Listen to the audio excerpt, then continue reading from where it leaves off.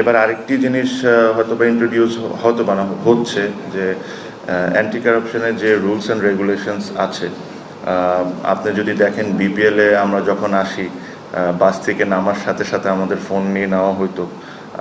Only the manager used to have that one phone and then ওই communicate করতো, প্লেয়াররা কাছে কোনো ফোনস থাকতো না। Even the coaches and the coaching staff কারোর কাছে কোনো ধরনের ফোনস থাকতো না। এটা একটা আইসিসি অ্যান্টি কারাপশনের অনেকগুলো রুলসের মধ্যে একটা রুলস পড়ে।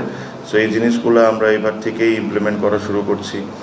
প্রত্যেকটা টিমই বলতে পারেন, প্লাস যারা ম্যানেজমেন্ট আছেন তারা অলরেডি আমাদের আইসিসি অ্যান্টি ইউনিট যেটা আছে আকু নাকি, সো ওনাদের সাথে অলরেডি মিটিং করেছেন। ওনাদের সাথে যে প্রসেসটা মেনটেন করতে হয় ওই প্রসেসগুলো ওনারা গো থ্রু করেছেন।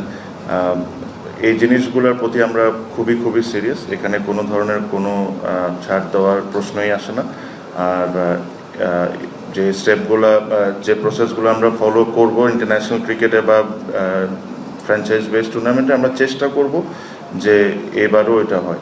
কিছু ক্ষেত্রে হয়তো একটু ডিফিকাল্ট হবে, বিকজ যখন আপনি একটা ইন্টারন্যাশনাল ক্রিকেট খেলেন বড় স্টেডিয়ামে, পিএমে যেটা থাকে যে এটার ভিতরে প্লেয়ারদের ভিতরে কেউ আসতে পারবে না। বাট আনফর্চুনেটলি যখন আমরা এই একাডেমিজের মাঠগুলোয় খেলছি বা বিকেএসপিতে খেলছি, ওই সুযোগ সুবিধা আমাদের কাছে কম। ওখানে ড্রেসিং রুমগুলো এইভাবে করে করা যে জিনিসটা আটকানোটা খুবই কঠিন হবে। তারপরেও আমাদের তরফ থেকে যতটুকু আমরা পারি আমরা চেষ্টা করবো এই জিনিসগুলো মেনটেন করতে।